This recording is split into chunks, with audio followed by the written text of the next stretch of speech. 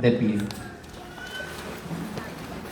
Segunda palabra, hoy estarás conmigo en el paraíso.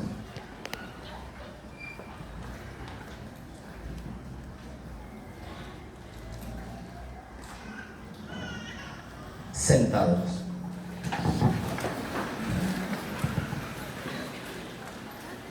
Con la imaginación, coloquemos a cierta distancia del Calvario sobre un firmamento gris.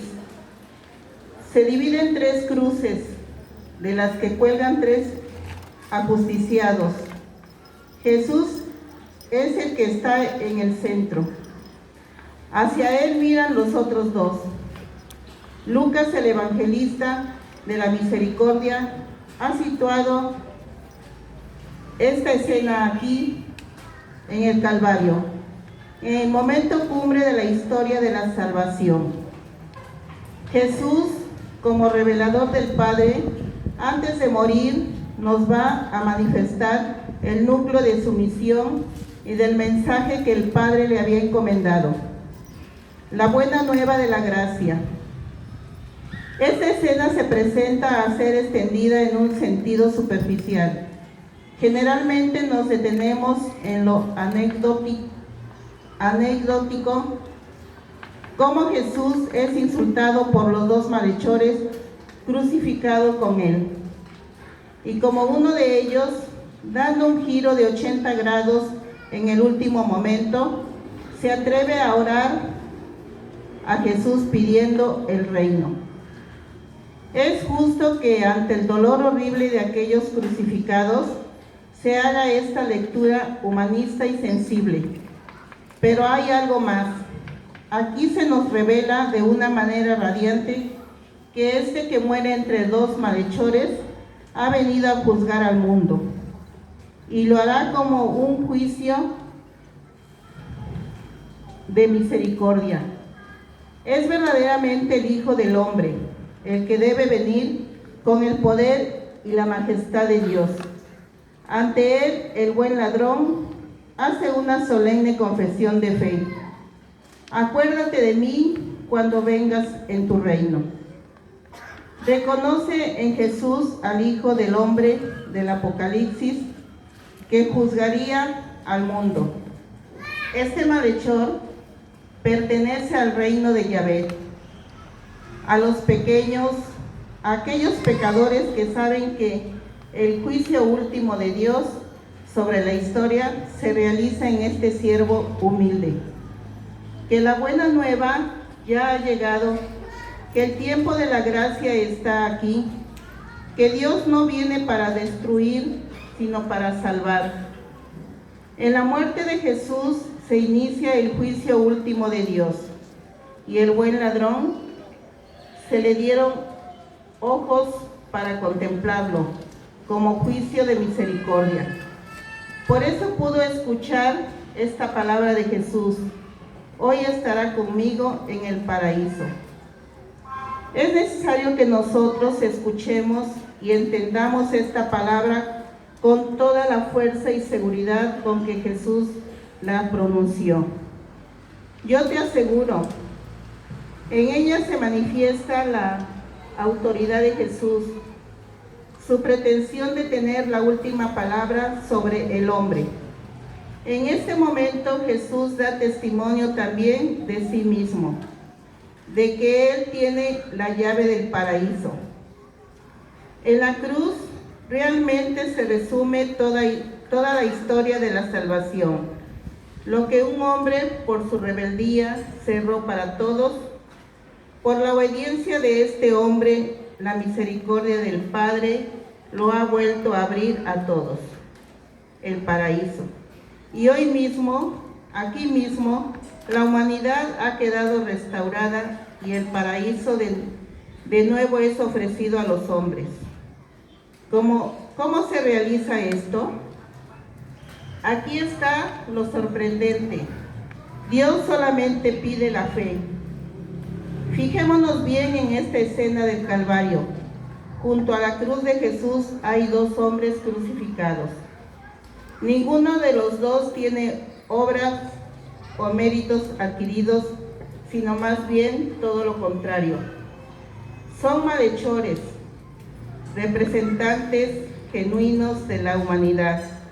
Uno de ellos insulta a Jesús, el otro reconoce su pecado y le dice: nosotros estamos aquí con razón porque nos lo hemos merecido con lo que hemos hecho. En estas dos figuras nos encontramos con el misterio insondable del corazón del hombre. Luz y tinieblas, fe e incredulidad, libertad para decidir entre lo uno y lo otro. Uno de los malhechores prefiere quedarse en la tiniebla. El otro, al ver morir a Jesús, encuentra la luz y suplica con fe misericordia a Jesús, mirándolo seguramente con inmensa ternura. Ve en él un pequeño, uno de los suyos, verdadero pobre de los que él había dicho que es el reino de los cielos. Un pecador a quien se le había dado escuchar el Evangelio de la gracia. Lo primero, hermanos, es reconocer el propio pecado, aceptar la pobreza radical, la propia miseria. A los que así actúan, Jesús regala el reino. Así lo había predicado en su vida, y así lo está predicando y ejerciendo en el momento de morir, hablando con propiedad. Evangélica, Dios no necesita de nuestra obra para salvarnos. Ahora Jesús da testimonio, el testimonio último y definitivo, la revelación suprema de que Dios quiere salvar a los hombres por pura gracia. Por gracia hemos sido salvados, dice San Pablo. Aquí está el Rey, actuando desde la cruz. Tiene las llaves para abrir y cerrar. Desde la cruz ofrece su reino, el paraíso del Padre a los hombres. Pero solamente los pobres, los pecadores que se humillan, han visto en él al Rey. Él reina sobre el pecado perdonando, lo mismo que reinará sobre la muerte resucitando. En Jesús, y de una forma radiante en esta escena del Calvario, en el diálogo que mantiene con el buen ladrón, se ha revelado el poder mesiánico de Dios como gracia. Los hombres esperamos un Dios que hiciese justicia reivindicativa y exacta, un juicio apocalíptico a favor de los justos y de los buenos, y un juicio de condena para los pecadores. Por eso resultó tan extraño el mensaje de Jesús. El hombre justo, el fariseo de aquel tiempo, se escandalizó de que Jesús comiese con los pecadores y ofreciese el banquete mesiánico a los señalados con el dedo, a los publicanos. ¿No fue esta una de las razones por las que los fariseos pidieron su muerte? Razones por las que los fariseos eran los representantes del judaísmo, de la ley, de la religión oficial, de los buenos, de los practicantes del culto en el templo. Eran los representantes del corazón religioso del hombre, que siempre busca justificarse delante de Dios. Buscaban su seguridad en sus obras, en el cumplimiento estricto de la ley. En realidad, el fariseo representa lo más íntimo del corazón del hombre, de nuestro propio corazón, que tiende a actuar así, porque todo ser humano necesita tener una imagen correcta de sí mismo y autoafirmarse a los ojos de Dios y de sí mismo. Pues bien, ahora Jesús el Rey y Señor, establece el juicio definitivo, que el paraíso Dios lo regala por gracia, y aquel ladrón lo había entendido.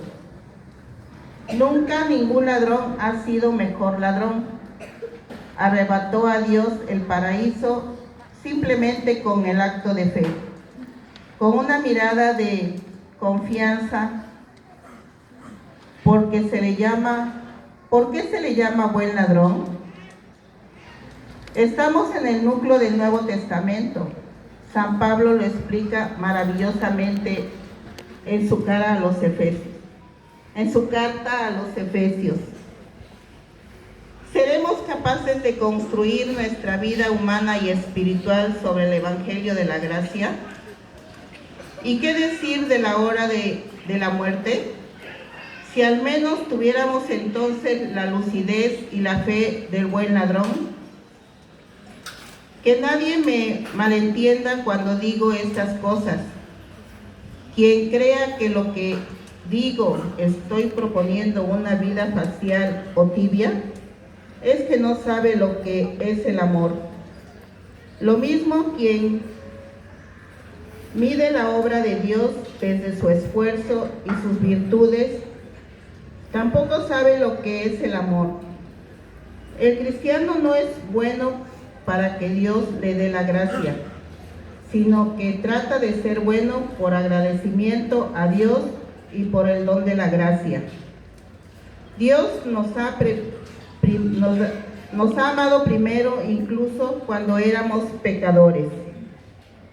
Solo el pobre, el que tiene un corazón de niño, según el Evangelio, es capaz de comprender esta escena del Calvario.